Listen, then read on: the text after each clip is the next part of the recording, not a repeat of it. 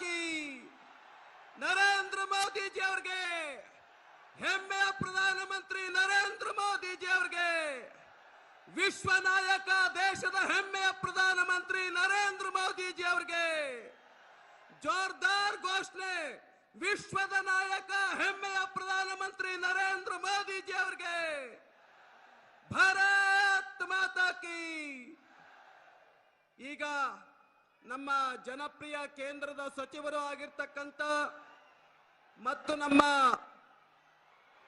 ಬೀದರ್ ಜಿಲ್ಲೆಯ ಎಂಪಿ ಅವರಾಗಿರತಕ್ಕಂತ ಶ್ರೀಯುತ ಭಗವಂತ್ ಕುಮಾರ್ ಅವರಿಗೆ ನಾನು ಆತ್ಮೀಯವಾಗಿ ಸ್ವಾಗತವನ್ನ ಮಾಡಬೇಕು ಅಂತೇಳಿ ವಿನಂತಿಯನ್ನ ಮಾಡ್ತೇನೆ. बोलो भारत माता की, बोलो भारत माता की, वंदे वंदे भारतीय जनता पक्षಕ್ಕೆ ವಿಶ್ವ ನಾಯಕ ಆದರಣೀಯ ನರೇಂದ್ರ ಮೋದಿಜಿ ಅವರಿಗೆ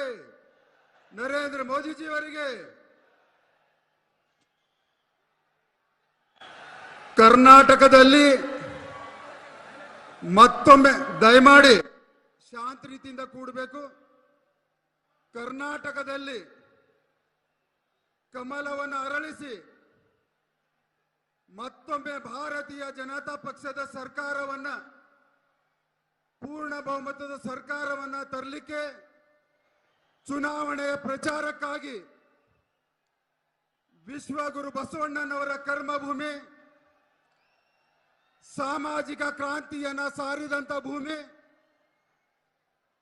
ಸಮಾನತೆಯ ಸಾರಿದಂತ ಭೂಮಿ, ಅನುಭವ ಮಂಟಪದಿಂದ ವಿಶ್ವಕ್ಕೆ ಪ್ರಜಾಪ್ರಭುತ್ವ ಅನ್ನುವಂತ ಕಲ್ಪನೆಯನ್ನು ಕೊಟ್ಟಿದ್ದಂತ ಭೂಮಿಯಿಂದ ನಮ್ಮೆಲ್ಲರ ನೆಚ್ಚಿನ ಪ್ರಧಾನಮಂತ್ರಿಗಳು ಪರಮಾದರಣೀಯ ಸನ್ಮಾನ್ಯ ಶ್ರೀ ನರೇಂದ್ರ ಮೋದಿಜಿ ಅವರಿಗೆ ನಾನು ನಿಮ್ಮೆಲ್ಲರ ಪರವಾಗಿ ಶಿರವನ್ನ ಬಾಗಿ ಮುಗಿದ ಕೈಗಳಿಂದ ಅವರಿಗೆ ನಾನು ಶರಣಾರ್ಥಿಗಳನ್ನು ಹೇಳುತ್ತೇನೆ. ಹಾಗೂ ಎಲ್ಲರಿಗೂ ನನ್ನ ರಾಮ್ಗಳು. ಇವಾಗ ಜಿಲ್ಲಾ ಅಧ್ಯಕ್ಷರು ಮತ್ತು ತಂಡದ ಜೊತೆಯಲ್ಲಿ ಮಾನ್ಯ ಪ್ರಧಾನಮಂತ್ರಿಗಳ ಸನ್ಮಾನ್ಯ ಶ್ರೀ ನರೇಂದ್ರ ಮೋದಿ ಅವರಿಗೆ ಸ್ವಾಗತ ಮತ್ತು ಸನ್ಮಾನವನ್ನ ಮಾಡಬೇಕಾಗಿ ವಿನಂತಿಸಿಕೊಳ್ಳುತ್ತೇನೆ.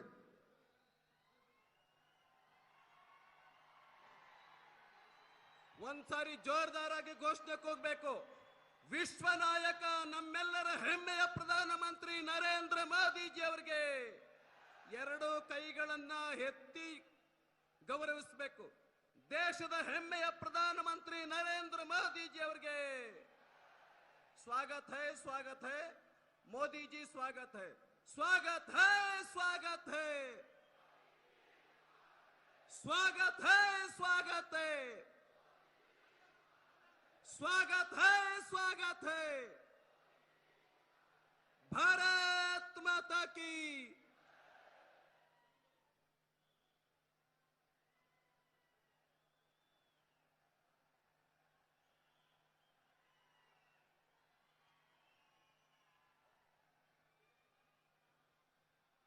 ಎಲ್ಲರಿಗೂ ಕೂಡ ಧನ್ಯವಾದಗಳು. ಹಿಂದ್ಗಡೆ ಯಾರ್ಯಾರು ಕೂತ್ಕೊಂಡಿಲ್ಲ ದಯಮಾಡಿ ಕೂತ್ಕೊಂಡ್ಬಿಡಿ, ಯಾರು ನಿಂತ್ಕೋಬೇಡಿ, ಕೂತ್ಕೊಂಡ್ಬಿಡಿ ಎಲ್ಲ. ಈಗ ಪ್ರಧಾನಮಂತ್ರಿಗಳು ಭಾಷಣ ಮಾಡ್ತಾರೆ, ದಯವಿಟ್ಟು ಕೂತ್ಕೊಂಡ್ಬಿಡಿ ಎಲ್ಲ. ಶಾಂತವಾಗಿರ್ತಕ್ಕಂಥ ವಾತಾವರಣ ಇರಬೇಕು. ಜಬರ್ದಸ್ತ್ ಭಾಷಣ ನರೇಂದ್ರ ಮೋದಿಜಿ ಅವರದಿರುತ್ತೆ. ವಿಶ್ವದ ನಾಯಕ ಹೆಮ್ಮೆಯ ಪ್ರಧಾನಮಂತ್ರಿ ನರೇಂದ್ರ ಮೋದಿಜಿ ಅವರಿಗೆ ಈಗ ನಮ್ಮ ರಾಜ್ಯದ ಮುಖ್ಯಮಂತ್ರಿಗಳು ಮೀಸಲಾತಿಯನ್ನ ಹೆಚ್ಚು ಮಾಡಿದಂತ ಒಳ ಮೀಸಲಾತಿಯನ್ನ ನೀಡಿ ಕರ್ನಾಟಕ ರಾಜ್ಯದಲ್ಲಿ ಒಂದು ಇತಿಹಾಸವನ್ನ ನಿರ್ಮಾಣ ಮಾಡಿದಂತ ಬಸವರಾಜ ಬೊಮ್ಮಾಯಿ ಅವರು ಮಾತಾಡಬೇಕು ಅಂತೇಳಿ ವಿನಂತಿಯನ್ನ ಮಾಡ್ತೇನೆ.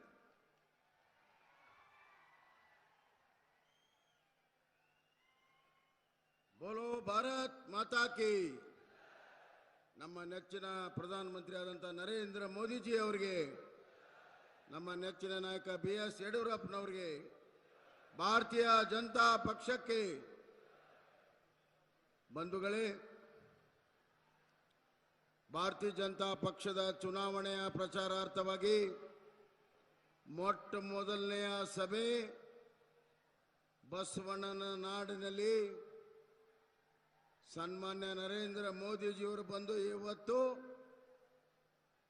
ಈ ಚುನಾವಣೆಯ ರಣಕಳೆಯನ್ನ ಊದಿದ್ದಾರೆ.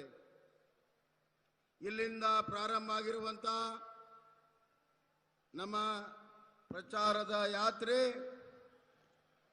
ಮೇ 13ನೇ ತಾರೀಕು ವಿಜಯೋತ್ಸವದಲ್ಲಿ ಅದು ಪರಿವರ್ತನೆ ಆಗ್ತದೆ ಅನ್ನೋದಕ್ಕೆ ಇಷ್ಟು ದೊಡ್ಡ ಸಂಖ್ಯೆಯಲ್ಲಿ ಸೇರಿರು ತಾವೇ ಸಾಕ್ಷಿ ಅನ್ನುವಂಥ ಮಾತನ್ನು ಹೇಳಕ್ಕೆ ಇಚ್ಛೆಪಡ್ತೇನೆ. ಸಮಯ ಬಹಳ ಕಡಿಮೆ ಇದೆ. ನಾನು 2 ನಿಮಿಷದಲ್ಲಿ ನನ್ನ ಮಾತನ್ನು ಮುಗಿಸ್ತೇನೆ. ಬಂಧುಗಳೇ, ವಿಶ್ವ ಮಾನವ, ವಿಶ್ವ ಬಂಧು ಬಸವಣ್ಣವರು ಅವರ ನಾಡಿನಲ್ಲಿ ಆಧುನಿಕ ವಿಶ್ವ ನಾಯಕರು, ವಿಶ್ವ ಮಾನ್ಯತೆ ನಾಯಕರಾದಂಥ ನರೇಂದ್ರ ಮೋದಿಜಿಯವರಿಗೆ ವಿಶೇಷವಾಗಿರುವಂತಹ ಸ್ವಾಗತವನ್ನ ನಾನು ಮಾಡ್ತಾ ಇದ್ದೇನೆ.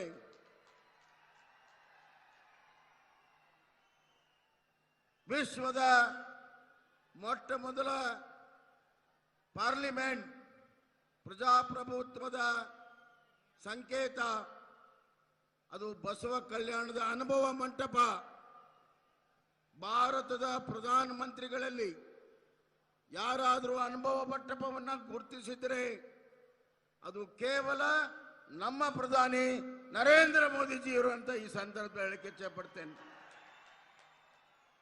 ಪ್ರಜಾಪ್ರಭುತ್ವದ ಮೊದಲನೆಯ ಕರ್ತವ್ಯ ಸಮಾನತೆ, ಎಲ್ಲರನ್ನು ಸರಿ ಸಮಾನವಾಗಿ ನೋಡಿಕೊಳ್ಳುವಂತಹದ್ದು. ಇಷ್ಟು ವರ್ಷ ಕಾಂಗ್ರೆಸ್ನವರು ಅದನ್ನು ಮಾಡಲಿಲ್ಲ. ಇವತ್ತು ನಾವು ದೀನ ದಲಿತರಿಗೆ, ಹಿಂದುಳಿದ ವರ್ಗದವರಿಗೆ ಅವರ ಮೀಸಲಾತಿಯನ್ನು ಹೆಚ್ಚಿಸುವ ಮುಖಾಂತರ ಕರ್ನಾಟಕದ ಇತಿಹಾಸದಲ್ಲಿ ಭಾರತೀಯ ಜನತಾ ಪಕ್ಷ ಆ ಎಲ್ಲ ಸಮುದಾಯಕ್ಕೆ ನ್ಯಾಯವನ್ನ ಕೊಟ್ಟಿದೆ. ಬಸವಣ್ಣನ ಪಥದಲ್ಲಿ ನಡೆದಿದ್ದೇವೆ ಬಂಧುಗಳೇ.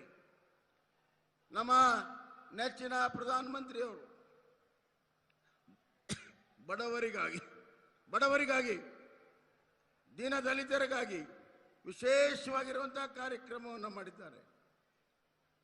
ಗರೀಬ್ ಕಲ್ಯಾಣ್ ಯೋಜನೆ ದೊಡ್ಡ ಪ್ರಮಾಣದಲ್ಲಿ ಇವತ್ತು ಇಡೀ ದೇಶಕ್ಕೆ 10 kg ಅಕ್ಕಿಯನ್ನ 2 ವರ್ಷ ಕೋವಿಡ್ ಸಂದರ್ಭದಲ್ಲಿ 10 kg ಅಕ್ಕಿ ಪ್ರತಿಯೊಬ್ಬ ಬಡವನಿಗೆ ಕೊಟ್ಟಿರುವಂತಹದ್ದು ನಮ್ಮ ಪ್ರಧಾನಿ ನರೇಂದ್ರ ಮೋದಿಜಿ ಇರುವಂತ ಈ ಸಂದರ್ಭಗಳಿಗೆ ಇಚ್ಛೆ ಪಡ್ತೇನೆ. ಕರ್ನಾಟಕಕ್ಕೆ 17 ಲಕ್ಷ ಮನೆಗಳನ್ನ ಪ್ರಧಾನಮಂತ್ರಿ ಆವಾಸ್ ಯೋಜನೆಯಲ್ಲಿ ಮಂಜೂರು ಮಾಡಿದ್ದು ನರೇಂದ್ರ ಮೋದಿಜಿಯವರು. ಜಲ್ ಜೀವನ್ ಮಿಷನ್ ನಲ್ಲಿ 72 ವರ್ಷದಲ್ಲಿ 25 ಲಕ್ಷ ಮನೆ ನೀರು ಕೊಟ್ಟರೆ, ಪ್ರಧಾನಮಂತ್ರಿ ನರೇಂದ್ರ ಮೋದಿಜಿಯವರ ಯೋಜನೆಯಿಂದ 3 ವರ್ಷದಲ್ಲಿ 40 ಲಕ್ಷ ಮನೆಗಳಿಗೆ ನೀರನ್ನ ಕೊಟ್ಟಿರುವಂತಹದ್ದು ನಮ್ಮ ಪ್ರಧಾನಮಂತ್ರಿ ನರೇಂದ್ರ ಮೋದಿಜಿಯವರು. ಡಬಲ್ ಇಂಜಿನ್ ಸರ್ಕಾರದ ಈ ಕೆಲಸ, 12 ಲಕ್ಷ ಶೌಚಾಲಯಗಳ ನಿರ್ಮಾಣ, 2.5 ಲಕ್ಷ ಜನರಿಗೆ ಬೆಳಕು ಯೋಜನೆ, ಹೀಗೆ ಬಡವರ ಕಲ್ಯಾಣ ಕೆಲಸವನ್ನ ಮಾಡಿದ್ದೇವೆ. ರೈತರಿಗೆ ವಿದ್ಯಾರ್ಥಿ ವೇತನವನ್ನ ಕೊಟ್ಟಿದ್ದೇವೆ. ಕಿಸಾನ್ ಸನ್ಮಾನ್ ಯೋಜನೆ, ಪ್ರಧಾನಮಂತ್ರಿಗಳ ಕಿಸಾನ್ ಸನ್ಮಾನ ಯೋಜನೆ 4 ವರ್ಷದಲ್ಲಿ 16,000 ಕೋಟಿ ರೂಪಾಯಿ 54 ಲಕ್ಷ ರೈತರಿಗೆ ಇವತ್ತು ಮುಟ್ಟಿಸಿದ್ದೇವೆ ಬಂಧುಗಳೇ. ಇದು ಡಬಲ್ ಇಂಜಿನ್ ಸರ್ಕಾರ, ನರೇಂದ್ರ ಮೋದಿಜಿಯವರ ಸರ್ಕಾರದ ಒಂದು ತಾಕತ್ತು ಅಂತ ಈ ಸಂದರ್ಭದಲ್ಲಿ ನಾನು ಹೇಳಕ್ಕೆ ಇಚ್ಛೆ ಪಡ್ತೇನೆ ಬಂಧುಗಳೇ. ಕಲ್ಯಾಣ ಕರ್ನಾಟಕದ ಅಭಿವೃದ್ಧಿಗಾಗಿ ವಿಶೇಷವಾಗಿ ನರೇಂದ್ರ ಮೋದಿಯವರ ಒಂದು ಕೊಡುಗೆ. ಬೀದರ್ಗೆ ಸಿಪೆಟ್ ಸಂಸ್ಥೆ, ಕಲಬುರಗಿಗೆ ಹೊಸ ಟೆಕ್ಸ್ಟೈಲ್ ಪಾರ್ಕ್, ಪ್ರಧಾನಮಂತ್ರಿ ಮೆಗಾ ಟೆಕ್ಸ್ಟೈಲ್ ಪಾರ್ಕ್, 1 ಲಕ್ಷ ಯುವಕರಿಗೆ ಉದ್ಯೋಗ ಕೊಡುವಂತ ಕಲ್ಯಾಣ ಕರ್ನಾಟಕಕ್ಕೆ ಕೊಡುಗೆಯನ್ನ ನರೇಂದ್ರ ಮೋದಿಜಿಯವರು ಕೊಟ್ಟಿದ್ದಾರೆ. ಯಾದಗಿರಿಗೆ ಫಾರ್ಮಾ ಮತ್ತು ಬೆಳ್ಳಾರಿಗೆ ಜೀನ್ಸ್ ಪಾರ್ಕ್, ಇದು ಡಬಲ್ ಇಂಜಿನ್ ಸರ್ಕಾರದ ಕೊಡುಗೆ. 6,000 ಕಿಲೋಮೀಟರ್ ನ್ಯಾಷನಲ್ ಹೈವೇ, 7,500 ಕೋಟಿ ರೈಲ್ವೆಗೆ ಕೊಟ್ಟಿರುವಂತ ಧೀಮಂತ ನಾಯಕರು ನರೇಂದ್ರ ಮೋದಿಜಿಯವರು. ಇದು ಡಬಲ್ ಇಂಜಿನ್ನ ಕೊಡುಗೆ ಕರ್ನಾಟಕಕ್ಕೆ. ಸನ್ಮಾನ್ಯ ಸಿದ್ದರಾಮಯ್ಯ ಅವರು, ಡಿ ಕೆ ಶಿವಕುಮಾರ್ ಅವರು, ಖರ್ಗೆ ಅವರು ಬಾಯಿ ಬಂದಂಗೆ ಮಾತನಾಡ್ತಾರೆ. ಲಿಂಗಾಯತರೆಲ್ಲರೂ ಕೂಡ ಭ್ರಷ್ಟರು, ಲಿಂಗಾಯತ ಮುಖ್ಯಮಂತ್ರಿಗಳು ಭ್ರಷ್ಟರು ಅಂತ ಹೇಳ್ತಾರೆ. ನಾಚಿಕೆ ಆಗಬೇಕು ಇವ್ರಿಗೆ. ಭ್ರಷ್ಟಾಚಾರದ ಇವತ್ತು ಕರ್ನಾಟಕ ಕಂಡ ಅತ್ಯಂತ ಭ್ರಷ್ಟ ಸರ್ಕಾರ ಯಾವುದಾದ್ರೂ ಇದ್ರೆ ಅದು ಸಿದ್ದರಾಮಯ್ಯ ಅವರ ಸರ್ಕಾರ ಅಂತ ಹೇಳಕ್ಕೆ ಇಚ್ಛೆ ಪಡ್ತೇನೆ. ನೀರಾವರಿಯಲ್ಲಿ ಭ್ರಷ್ಟಾಚಾರ, ಬಿಡಿಯಲ್ಲಿ ಭ್ರಷ್ಟಾಚಾರ, SC ST ಮಕ್ಕಳಿಗೆ ದಿಂಬು ಹಾಸಿಗೆನೂ ಕೂಡ ಬಿಡಲಿಲ್ಲ, ಅದರಲ್ಲೂ ಕೂಡ ಭ್ರಷ್ಟಾಚಾರ. ಭ್ರಷ್ಟಾಚಾರ ಮತ್ತು ಕಾಂಗ್ರೆಸ್ ಅಭಾವಜ ಅಂಗ ಅಂತ ಈ ಸಂದರ್ಭದಲ್ಲಿ ನಾನು ಹೇಳಕ್ಕೆ ಇಚ್ಛೆ ಪಡ್ತೇನೆ. ಬಂಧುಗಳೇ, ನಾನು ಹೆಚ್ಚಿಗೆ ಮಾತನಾಡಿದೆ. ಖರ್ಗೆ ಸಾಹೇಬರು ಒಂದು ಮಾತನ್ನು ಹೇಳಿದರು ಪ್ರಧಾನಮಂತ್ರಿಗಳಿಗೆ. ಅತ್ಯಂತ ಕೆಟ್ಟ ಮಾತನ್ನು ನನ್ನ ಬಾಯಲ್ಲಿ ಬರ್ತಾ ಇಲ್ಲ. ಇದು 50 ವರ್ಷ ರಾಜಕಾರಣದಲ್ಲಿದ್ದು ಸಾರ್ವಜನಿಕ ಜೀವನದಲ್ಲಿದ್ದಂಥ ನಾಯಕರು ಎಷ್ಟು ತೀಳಮಟ್ಟಕ್ಕೆ ಹೋಗಿದ್ದಾರೆ. ನರೇಂದ್ರ ಮೋದಿಯವರ ಸಮಾನ ಕಾಂಗ್ರೆಸ್ನಲ್ಲಿ ಯಾರೂ ಕೂಡ ಇಲ್ಲ. ನರೇಂದ್ರ ಮೋದಿ ಮಾಡಿರುವಂತ ಕೆಲಸ ಅದಕ್ಕೆ ಕಾಂಗ್ರೆಸ್ನವರು ತೃಣಮಟ್ಟಕ್ಕೂ ಕೂಡ ಮಾಡಿಲ್ಲ. ನರೇಂದ್ರ ಮೋದಿ ಅಂದ್ರೆ ಭಯ, ನರೇಂದ್ರ ಮೋದಿ ಅಂದ್ರೆ ಕಾಂಗ್ರೆಸ್ಗೆ ಸೋಲು. ಇದು ಕಟ್ಟಿಟ್ಟ ಬುತ್ತಿ. ಗುಜರಾತ್ನಲ್ಲಾಗಿದೆ, ಈಗ ಕರ್ನಾಟಕದಲ್ಲಿ ಖಂಡಿತವಾಗೂ ಕಾಂಗ್ರೆಸ್ ಸೋಲ್ತದೆ. ಆ ಭಯದಿಂದ ಹತಾಶರಾಗಿ ಮಾತಾಡ್ತಾರೆ. ನಾನು ನರೇಂದ್ರ ಮೋದಿಜಿ ಅವರಿಗೆ ಶಿವನ ಕೊಳ್ಳಲ್ಲಿರುವಂತಹ ಸರ್ಪ ಎಲ್ಲ ಈ ಸಮಾಜದ ಎಲ್ಲ ವಿಷವನ್ನ ಕುಡಿದು ನೀಲಕಂಠನಾಗಿ ಜನರಿಗೆ ಅಮೃತ ಕೊಡುವಂತಹ ನಾಯಕ ಯಾರಾದರೂ ಇದ್ರೆ ಅದು ನರೇಂದ್ರ ಮೋದಿಜಿಯವರು ಅನ್ನುವಂತಹ ಮಾತನ್ನ ಈ ಸಂದರ್ಭದಲ್ಲಿ ಹೆಚ್ಚೆ ಪಡ್ತೇನೆ. ಬಂಧುಗಳೇ, ಬೀದರ್ ಜಿಲ್ಲೆ ಎಲ್ಲ ಕ್ಷೇತ್ರಗಳನ್ನ ಇವತ್ತು ಕಮಲವನ್ನು ಅಳಿಸಬೇಕು. ಮತ್ತೊಮ್ಮೆ ಕರ್ನಾಟಕದಲ್ಲಿ ಬಿಜೆಪಿ ಸರ್ಕಾರ ಸ್ಥಾಪನೆ ಮಾಡಬೇಕು ಅಂತ ಈ ಸಂದರ್ಭದಾಗ ಹೇಳಿ ತಮ್ಮೆಲ್ಲರಿಗೂ ಮತ್ತೊಮ್ಮೆ ವಂದಿಸಿ ನನ್ನ ಮಾತಿಗೆ ವಿರಾಮ ಹೇಳ್ತೇನೆ. ಬೋಲೋ ಭಾರತ್ ಮಾತಾ ಕಿ, ಬೋಲೋ ಭಾರತ್ ಮಾತಾ ಕಿ. ಭಾರತ್ ಮಾತಾ ಕಿ. ಹೆಮ್ಮೆಯ ಪ್ರಧಾನಮಂತ್ರಿ, ವಿಶ್ವದ ನಾಯಕ ನರೇಂದ್ರ ಮೋದಿಜಿ ಅವರಿಗೆ ನಾವೆಲ್ಲರೂ ಕೂಡ ಕಾತುರರಾಗಿದ್ದೇವೆ. ನರೇಂದ್ರ ಮೋದಿಜಿ ಅವರ ಭಾಷಣವನ್ನ ಕೇಳಬೇಕು ಅಂತೇಳಿ मैं रिक्वेस्ट करता हूं, विनंती करता हूं, प्रधानमंत्री जी भाषण के लिए।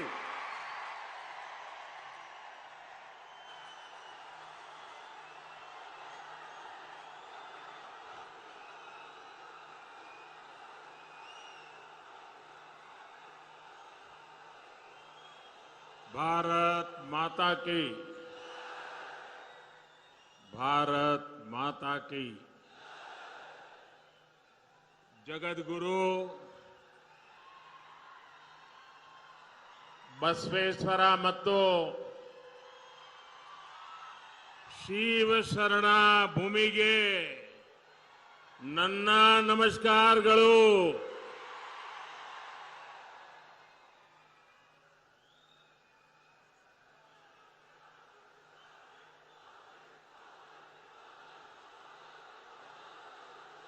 मंच पर विराजमान कर्नाटका के लोकप्रिय मुख्यमंत्री श्रीमान मोमाई जी, हमारे सांसदगण, भारतीय जनता पार्टी के सभी वरिष्ठ नेतागण, इस चुनाव में आप सबने जिनको विधायक बनाने का निर्णय कर लिया है, ऐसे सभी मेरे उम्मीदवार और विशाल संख्या में पधारे हुए मेरे प्यारे भाइयों बहनों, साथियों, ये मेरा सौभाग्य है कि इस विधानसभा चुनाव में मेरी इस यात्रा की शुरुआत बीदर से हो रही है। भगवान बसवेश्वरा के आशीर्वाद और आप सभी के स्नेह ने मुझे हमेशा आपके लिए काम करने की ताकत दी है। कर्नाटकदा किरीटा, बीदर का आशीर्वाद मुझे तब भी मिला था जब मैं प्रधानमंत्री पद का उम्मीदवार बना था। मैं बीदर कलबुर्गी रेलवे लाइन के लोकार्पण के लिए भी आपके बीच आया था। समय के साथ बीदर के लोगों का अपनापन लगातार बढ़ता ही जा रहा है। आज इतनी बड़ी संख्या में यहां आकर आपने पूरे देश को संदेश दे दिया है, ई बारिया निर्धारा बहुमतदा बीजेपी सरकार। कर्नाटका का ये चुनाव केवल 5 वर्ष के लिए सरकार बनाने मात्र का चुनाव नहीं है। ये कर्नाटका को देश में नंबर 1 राज्य बनाने का चुनाव है। ये विकसित भारत के लिए कर्नाटका की बड़ी भूमिका तय करने वाला चुनाव है। और भारत विकसित तभी होगा जब कर्नाटका का कोना कोना विकसित होगा। विकसित कर्नाटका यानी कर्नाटका के हर अंचल का संतुलित विकास। विकसित कर्नाटका यानी राज्य में विकास के ढेर सारे ग्रोथ सेंटर्स।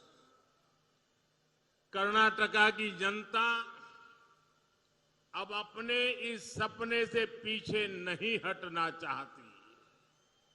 मैं जानता हूं आप सब एक ऐसा कर्नाटका चाहते हैं जहां हाईवे और एक्सप्रेसवे का विस्तार होता रहे। आप एक ऐसा कर्नाटका चाहते हैं जहां मेट्रो की सुविधा और ज्यादा जिलों तक हो। आप एक ऐसा कर्नाटका चाहते हैं जहां अधिक संख्या में वंदे भारत जैसी आधुनिक ट्रेनें चले। आप एक ऐसा कर्नाटका चाहते हैं जहां हर खेत में सिंचाई की आधुनिक सुविधाएं हो। पिछले 5 वर्षों में सामान्य मानवी ने कर्नाटका में विकास की जो रफ्तार देखी है, उसके बाद वो रुकना नहीं चाहते और आपके इस सपने को पूरा करने का बीड़ा बीजेपी ने उठाया है। साथियों, कर्नाटका को देश का नंबर 1 राज्य बनाने के लिए यहां डबल इंजन सरकार का बने रहना बहुत जरूरी है।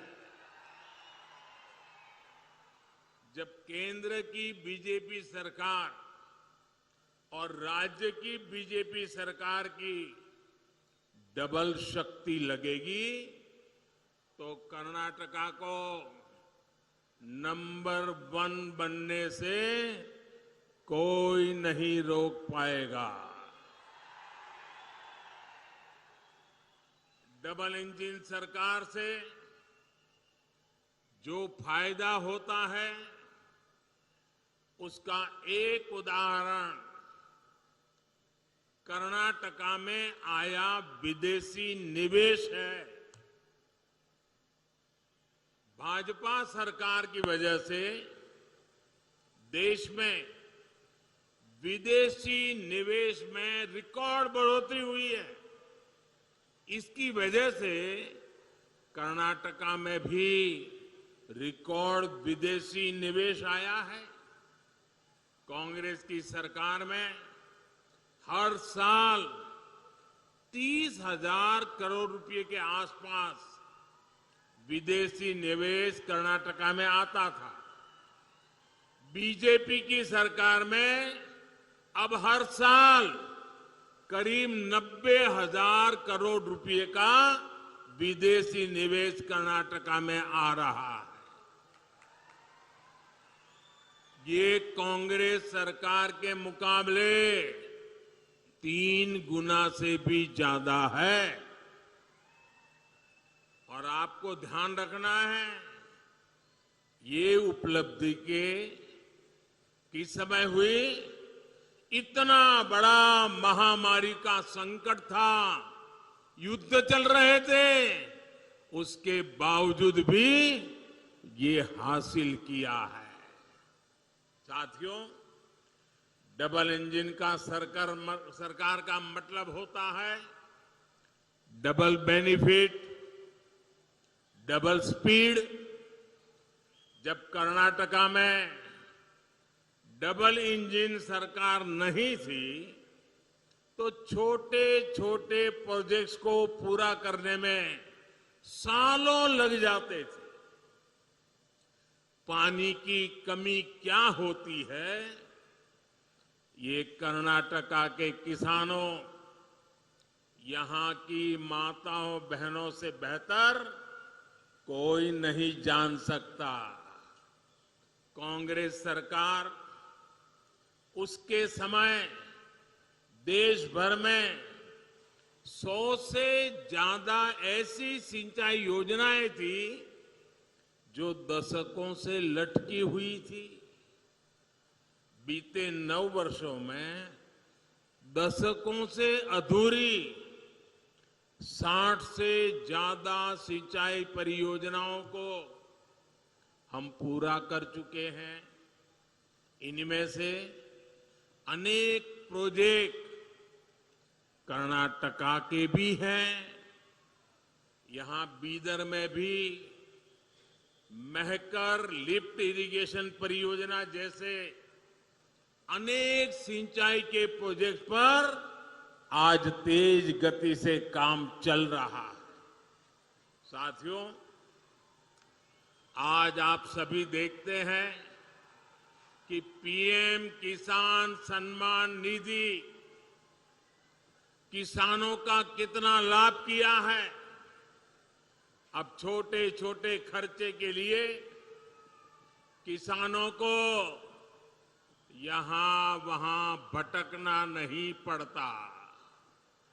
लेकिन मैं आज आपको एक और बात बताना चाहता हूं। जब हमने ये योजना शुरू की थी तो यहां कांग्रेस और जेडीएस की ही सरकार थी। लेकिन ये लोग लाभार्थी किसानों की सूची केंद्र सरकार को भेजने में ही रुकावटें पैदा करते थे, लिस्ट नहीं भेजते थे। बताओ, आप सोच सकते हैं कांग्रेस जेडीएस को किसानों से कितनी नफरत है। राज्य सरकार को एक नया पैसा नहीं देना था, पैसा हम दिल्ली से भेज रहे थे। उनको तकलीफ ये थी कि बीच में कोई कटकी नहीं हो रही है, माल खाने को मिल नहीं रहा है, ये सीधा उनके बैंक खाते में जा रहा है, इसलिए लिस्ट ही नहीं देते थे। साथियों, जब कर्नाटका में भाजपा की सरकार यहां आई तो उसने यहां के लाखों किसानों के नाम केंद्र की हमारी सरकार को भेजे। आज उसी वजह से यहां के लाखों किसानों को पीएम किसान सम्मान निधि के पैसे मिल रहे हैं। इतना ही नहीं, केंद्र सरकार ने अगर हर किसान के लिए 6,000 रुपया भेजे तो यहां की भाजपा सरकार ने उसमें 4,000 रुपया और जोड़ दिए, यानी किसानों को और ज्यादा मदद। मुझे खुशी है कि पीएम किसान सम्मान निधि का लाभ कर्नाटका के लगभग 60 लाख किसानों को मिला है।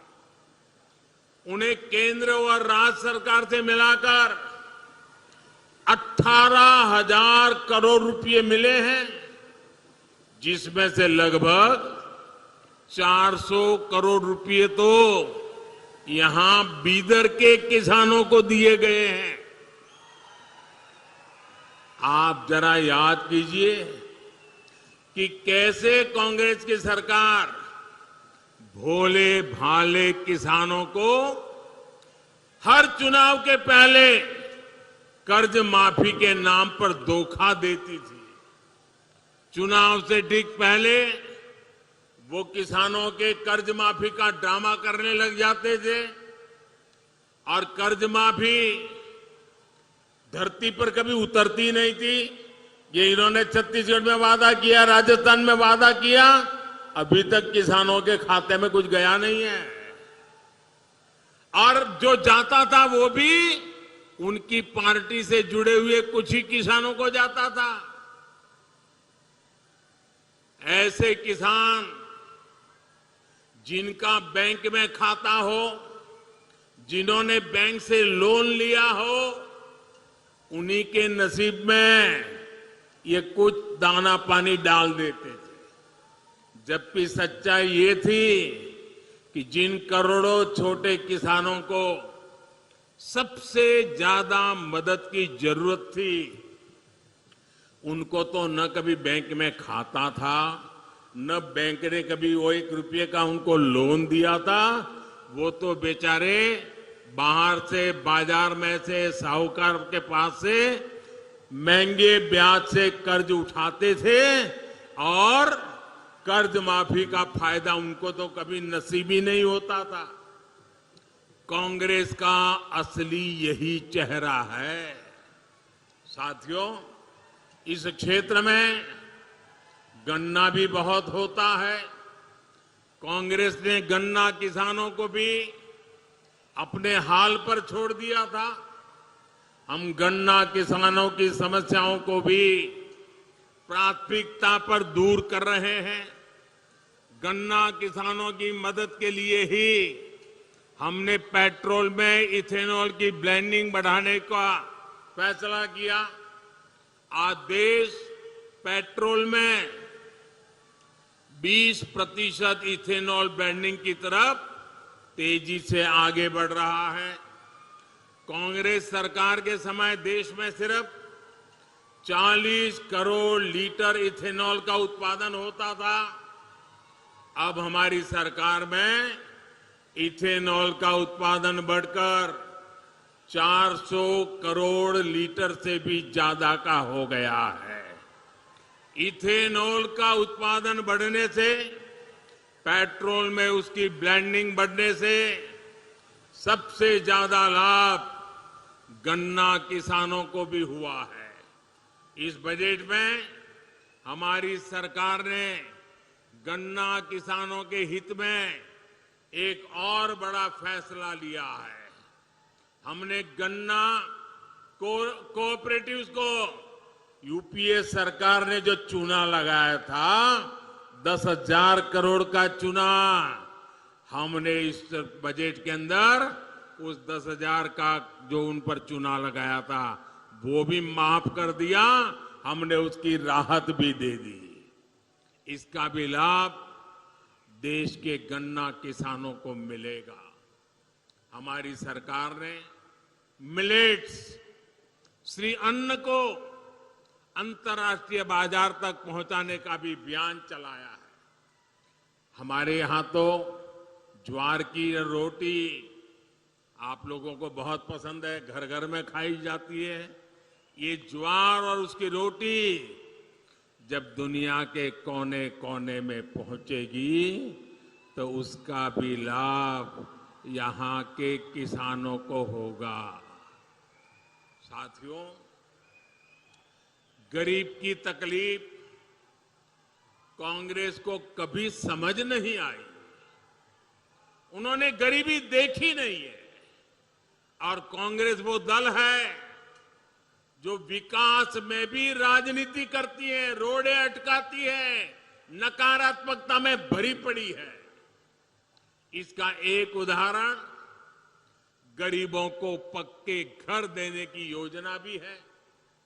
ये योजना तो 2019 से भी पहले से चल रही थी, लेकिन जब तक कर्नाटका में कांग्रेस की सरकार रही, उसने गरीबों के घर बनाने की स्पीड धीमी कर दी। गरीबों के साथ कांग्रेस इस अत्याचार को बीजेपी सरकार ने ही रोका। डबल इंजन की सरकार बनने के बाद हमने यहां घर बनाने की स्पीड को और तेज किया। देखते ही देखते 9 लाख के आसपास पक्के घर मिलना गरीबों को तय हुआ। इस योजना के तहत करीब 30,000 घर यही बीदर में ही बन रहे हैं। 30,000 घर आप कल्पना कर सकते हैं। और इनमें से हर घर कई कई लाख रुपए का, और वो भी हम घर महिलाओं के नाम पर करते हैं। यानी भाजपा की डबल इंजन सरकार ने यहां बीदर में ही 30,000 बहनों को, जिनके घर की कीमत लाखों में है, 30,000 बहनों को लखपति दीदी बना दिया है। साथियों, हमारे देश में गांवों के घरों में नल से पानी ना आने की वजह से भी माताओं, बहनों, बेटियों ने दशकों तक बहुत कष्ट उठाया है। भाजपा की सरकार ने उन्हें इस तकलीफ से मुक्ति दिलाने के लिए ही हर घर जल योजना शुरू की। आज देश भर में 9 करोड़ नए परिवारों को पाइप कनेक्शन से जोड़ा जा चुका है। यहां कर्नाटका के भी 40 लाख से ज्यादा परिवारों को अब नल से जल मिलने लगा है। साथियों, शौचालय के अभाव में, गैस कनेक्शन के अभाव में, अच्छे इलाज के अभाव में सबसे अधिक परेशानी हमारी माताएं बहनों को ही होती है। गरीब परिवारों की बहनों की सूद कांग्रेस ने इतने दशकों तक कभी नहीं ली, लेकिन आपका ये बेटा दिल्ली में बैठा है। करोड़ों माताओं बहनों के बैंक अकाउंट बीजेपी ने खुलवाए। उसमें सरकारी मदद डायरेक्ट पहुंचे, ये व्यवस्था बीजेपी ने की। बहनों को बिना गारंटी मुद्रा लोन मिले, ये व्यवस्था बीजेपी सरकार ने की। गरीब मां को अपने परिवार के लिए राशन की चिंता न करनी पड़े, इसके लिए मुफ्त राशन का प्रबंध बीजेपी सरकार ने किया। दूसरे शहरों में भी फ्री रेशन मिल सके, इसके लिए one nation one ration card भी बीजेपी सरकार ने दिया। हमारे बंजारा साथी, उनकी भी सूद कांग्रेस ने कभी नहीं ली। ये बीजेपी सरकार है जिसने उन्हें प्रॉपर्टी का अधिकार दिया, उन्हें विकास के अवसरों से जोड़ा। यही सबका साथ, सबका विकास, सबका विश्वास और सबका प्रयास का सुशान है। और साथियों, बीजेपी के इन सेवा कार्यों के बीच कांग्रेस ने क्या किया? कांग्रेस ने सिर्फ समाज को बांटा, जाति, मत, पंथ के नाम पर बंटवारा किया। कांग्रेस ने शासन के नाम पर सिर्फ तुष्टीकरण को बढ़ावा दिया। कांग्रेस की बेरुखी का सबसे बड़ा प्रमाण हमारी बीदरी आर्ट है।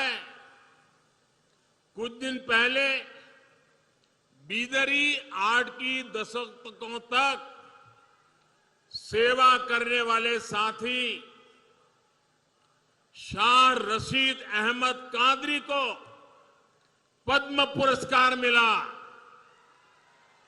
कांग्रेस की सरकार ने उन्हें सिर्फ हताशा दी थी, निराशा दी थी। भाइयों और बहनों, बीदर एक भारत श्रेष्ठ भारत की तीर्थस्थली है। गोराटा यहां से ज्यादा दूर नहीं है। गोराटा में किसानों के बलिदान को कांग्रेस ने भुला दिया था, सिर्फ इस डर से कि कहीं कांग्रेस का वोट बैंक नाराज ना हो जाए। वहां जो शहीदों का स्मारक पत्थर था, उससे भी जो धूल सफाई का काम, ये भी बीजेपी ने किया। भाइयों, अब तो दर्जनों बलिदानियों को समर्पित शहीद स्मारक वहां बन गया है और तिरंगा शान से लहरा रहा है। साथियों, अस्थिर सरकार, जोड़ तोड़ से बनी सरकार के दुष्परिणाम कर्नाटका ने बहुत भुगते हैं। एक अस्थिर सरकार का फोकस लोगों की सेवा पर नहीं होता है। आपको याद होगा कि कांग्रेस जेडीएस सरकार के मुखिया ने माना था कि वो कांग्रेस की दया पर चल रहे हैं। जेडीएस की जवाबदेही कांग्रेस के प्रति है, कर्नाटका के लोगों के प्रति नहीं है। ये जो उनका सत्ता प्रेम है, ये जो उनका कुर्सी गंवाने का डर है, ये उन्हें आपके लिए कुछ करने नहीं देगा। साथियों, कांग्रेस हर उस व्यक्ति से नफरत करती है जो सामान्य मानवी की बात करता है, जो उनके भ्रष्टाचार को सामने लाता है, जो उनकी स्वार्थ भरी राजनीति पर प्रहार करता है। कांग्रेस की नफरत उससे परमानेंट हो जाती है। अभी इस चुनाव में भी कांग्रेस ने फिर से मुझे गालियां देने का काम शुरू कर दिया है। मैंने देखा किसी ने उन गालियों की लिस्ट बनाई है और वो गालियों की लिस्ट मुझे दी है। अब तक मुझे ये कांग्रेस के लोगों ने 91 टाइम अलग अलग गालियां दी है। अरे कांग्रेस ने ये गालियों की डिक्शनरी में टाइम खराब करने के बजाय अगर इतनी मेहनत उन्होंने गुड गवर्नेंस के लिए की होती, कांग्रेस कार्यकर्ताओं का उत्साह बढ़ाने के लिए किया होता, तो आज कांग्रेस की ऐसी दुर्दशा न होती, ऐसी दयनीय स्थिति नहीं आती। लेकिन साथियों, जो भी गरीब के लिए काम करता है, जो देश के लिए काम करता है, उसे अपमानित करना ये कांग्रेस का इतिहास है। मैं अकेला नहीं हूं। जिस पर इस तरह के हमले किए गए। आपको मालूम है पिछले चुनाव में चौकीदार चोर चलाया, फिर आगे बढ़ गए मोदी चोर चलाया, फिर पूरा ओबीसी समाज चोर है चलाया, और अभी तो चुनाव की शुरुआत हुई कर्नाटका में और मेरे लिंगायत भाइयों बहनों को भी चोर कहने की हिम्मत कर दी। कांग्रेस के लोग कान खोल करके सुन ले,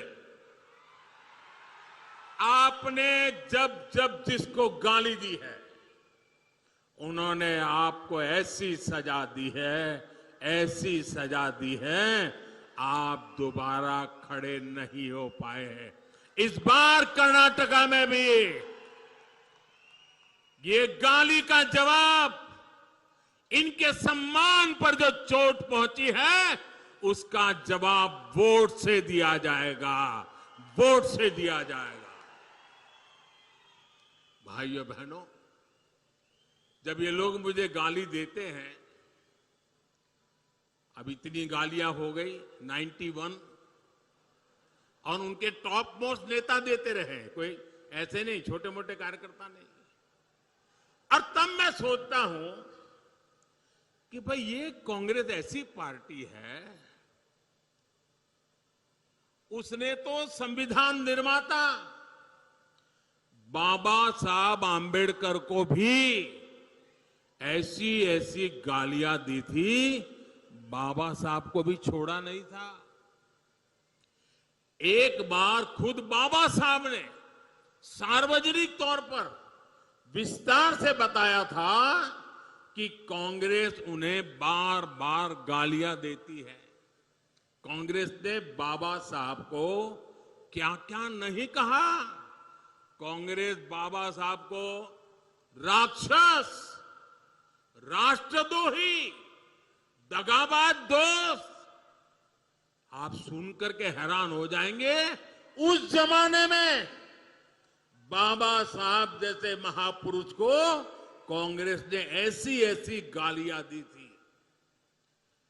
कितने ही अपमानजनक शब्दों से वो आए दिन बाबा साहब को अपमानित करते थे। आज भी हम लोग देखते हैं कि कांग्रेस कैसे वीर सावरकर जी को गालियां देती रहती है। कांग्रेस ने देश के जिन महान सपूतों को गालियां दी है, बड़े से बड़े महापुरुष उनकी गालियों के शिकार हुए हैं। और जब ये सब मैं देखता हूं तो मुझे लगता है चलिए कांग्रेस भी मुझे इतना उन लोगों की तरह सम्मान देती है जो उन्होंने बाबा साहब आंबेडकर को दिया,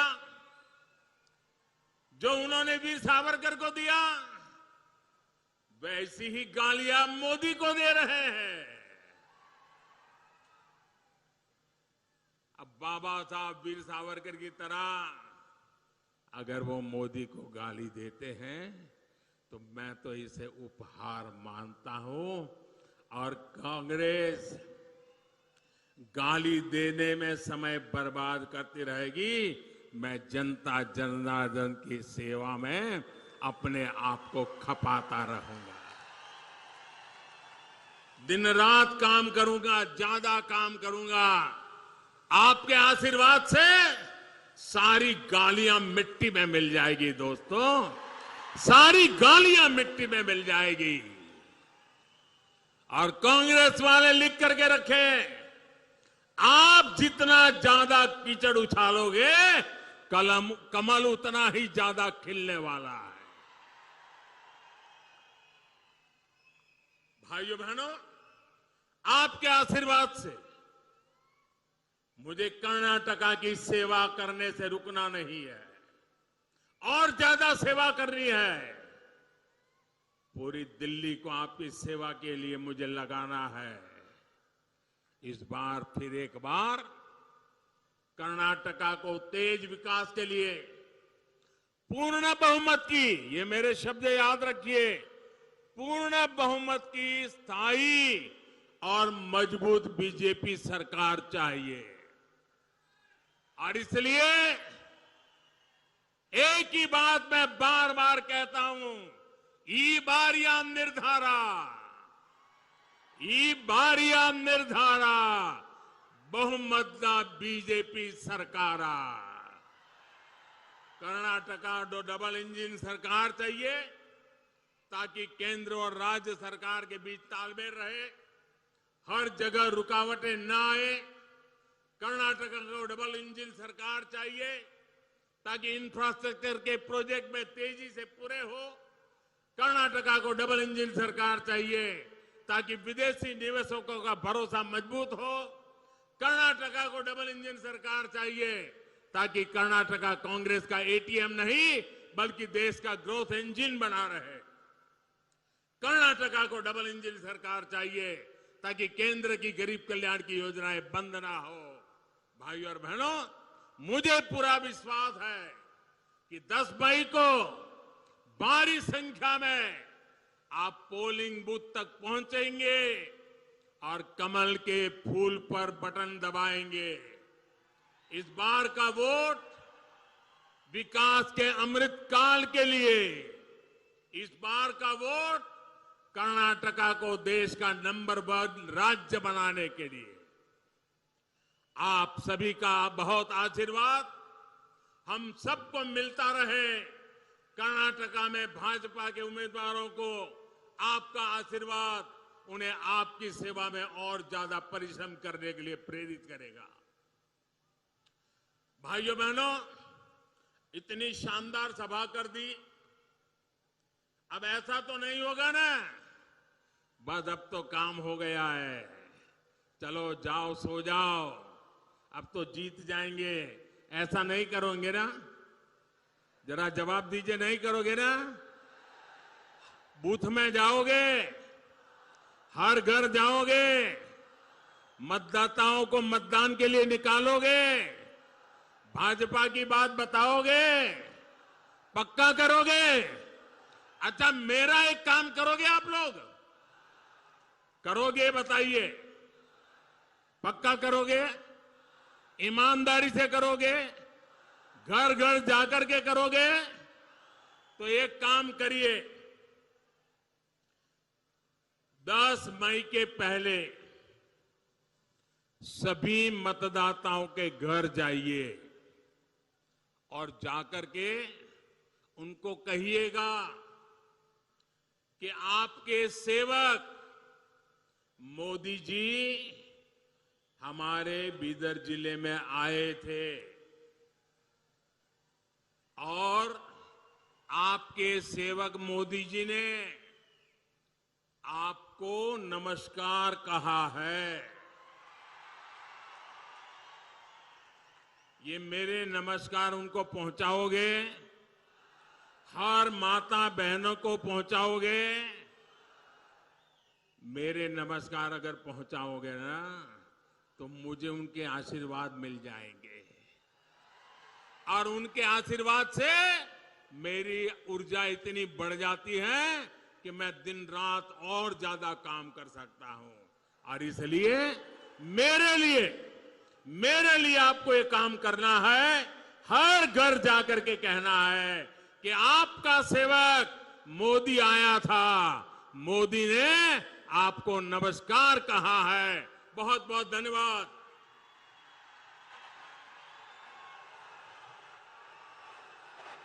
ಭಾರತ್ ಮಾತಾ ಕಿ ನಮ್ಮ ದೇಶದ ಮಹಾಸೇವಕ ನರೇಂದ್ರ ಮೋದಿಜಿ ಅವರಿಗೆ ನಮ್ಮ ದೇಶದ ಮಹಾಸೇವಕ ನರೇಂದ್ರ ಮೋದಿಜಿ ಅವರಿಗೆ स्वागत है स्वागत है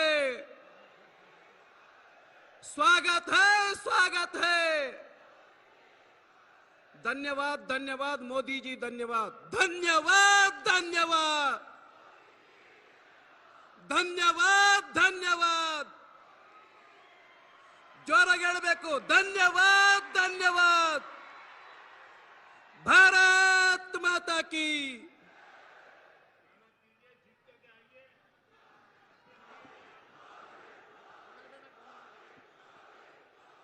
ವಿರಾಟ್ ಸಮಾವೇಶಕ್ಕೆ ಆಗಮಿಸಿ ನಮ್ಮೆಲ್ಲ ಅಭ್ಯರ್ಥಿಗಳಿಗೆ ಮಾರ್ಗದರ್ಶನ ಮಾಡಿದಂಥ ದೇಶದ ಹೆಮ್ಮೆ ಪ್ರಧಾನಿಯಾದಂಥ ಶ್ರೀಯುತ ನರೇಂದ್ರ ಮೋದಿಜಿಯವರಿಗೆ ಭಾರತೀಯ ಜನತಾ ಪಕ್ಷ ಬೀದರ್ ಜಿಲ್ಲೆ ವತಿಯಿಂದ ಹೃದಯಪೂರ್ವಕ ಧನ್ಯವಾದಗಳನ್ನು ಅರ್ಪಿಸ್ತೀನಿ.